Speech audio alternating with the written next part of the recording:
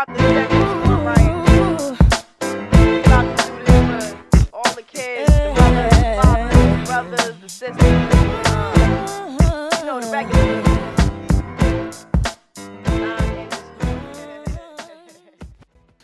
All right, welcome back, Juggernaut fans. This is Matt Wiedemer, Beat Personal Training, www.beatpersonaltraining.com. So we've interviewed Chad and we've interviewed Brandon.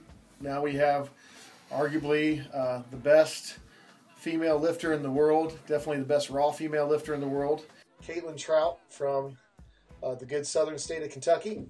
And some of her marks, she holds 2 world records in the 123 class and the squat and the total. So we're going to interview her now. She'll be attending the seminar and coaching all the athletes, particularly female athletes should really pay attention to this because I think she has some great insight on training women versus men. So without further ado, Caitlyn, thanks for coming on board. Appreciate it. How you doing today? I'm doing great. How are you? I'm very good. So earlier you said you're getting ready to go lift tonight? Yeah, it's bench day, so I'm pretty excited. Very good. And that's is that your best lift or that's not your best lift, right? It's my worst lift. That's what I thought, I like it the most, so it's challenging. So good. Well, we'll hustle up and get you over there quick so you can work on it. Yeah, okay. So real quick, so everybody knows, can you tell us your curriculum vitae of lifting history, like your numbers and your world records? Oh, okay, yeah. You know, as of right now, I've been lifting about 2.5 years. And that's period, like lifting, total, competing, whatever. Mm-hmm. Currently my world records, like the squat with wraps is 391. And then my overall total is 947. Wow. But I bench 170 and deadlift 385 for now. Yeah.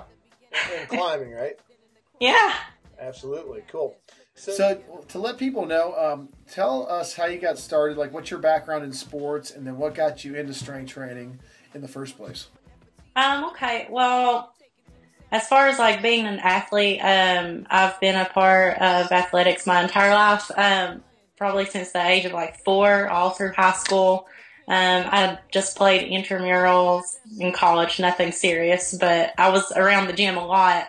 Yeah. But I wouldn't say that I knew how to lift or lifted like nearly as heavy as I do now at all. Didn't really know the form or anything, so my experience as far as that goes is minimal. But I guess 2.5 years ago I met Corey Hayes. He's actually a sponsored athlete of Juggernaut too, and he kind of got me started into just lifting in general.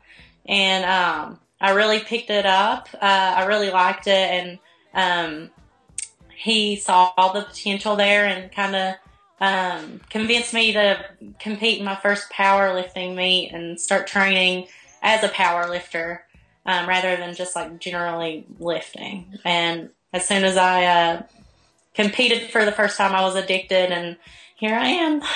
Were you at all concerned going in that you would get like too bulky or lose your feminine look?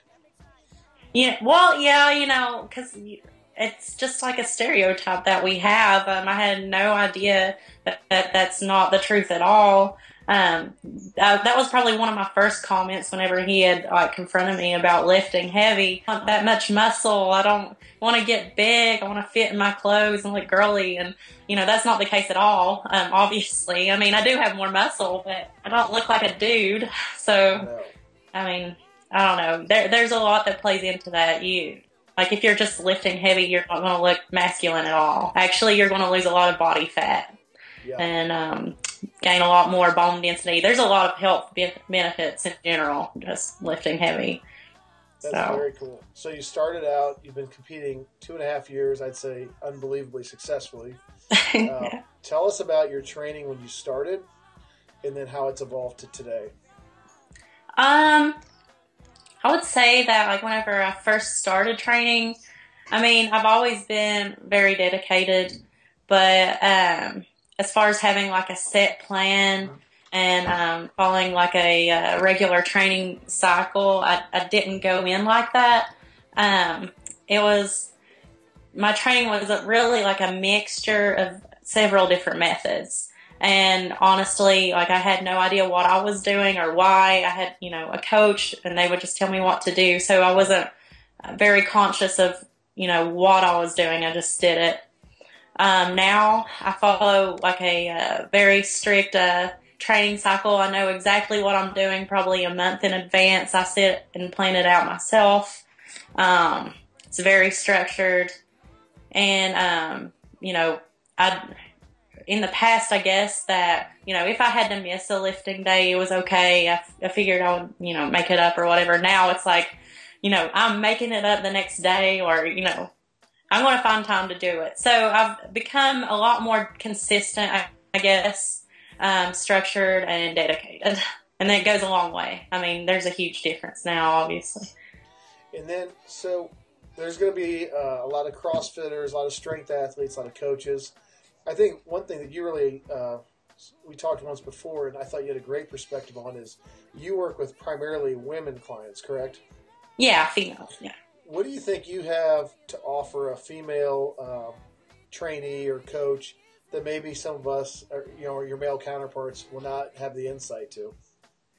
Well, I mean, obviously I had to start from, you know, the bottom myself, and I have experienced a lot of the problems that women primarily, you know, face when they're building a foundation. So, I mean, across the board, you know, women typically have, you know, weaker upper bodies and hips and that kind of thing. And I can easily point that out because, you know, I experienced that. I remember, you know, yeah, I really had to work on that when I first started lifting. That's, you know, and this is why it's happening because, you know, maybe the ligaments are more flexible here or whatever. But like as a woman, I know what to look for in other women as far as weaknesses go. So I think that I have that advantage over maybe a male trainer.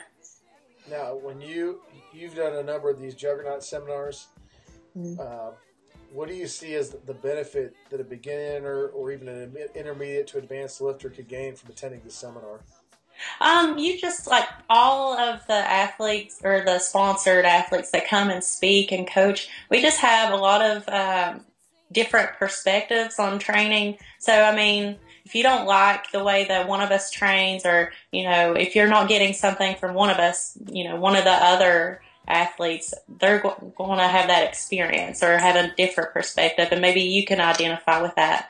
So you're getting a lot of different you know, I guess choices of, you know, expertise whenever you come to these things, and different levels. Because I mean, compared to my experience of like 2.5 years, I'm newer compared to Brandon Lilly, who's been in the game, you know, for over 10 years probably. So, I mean, you're just getting a lot of different levels of expertise. And then can you think of anybody that you've seen at the seminar that had a big turnaround? That you saw either make a huge PR or you kept in contact with them since the seminar and they've since like gone on to much better lifting? Well, I mean, I see it all the time at our seminars just because maybe they don't really know exactly how to place the bar on their back. Just a little form change can make all the difference. So I see that all the time. And of course we're seeing, you know, it's typically, if I keep in contact, it's on Facebook. Yeah. But, you know, the people that I do see, they're always, you know, progressing, and they're taking our advice, and they're definitely taking something away from our seminars for sure.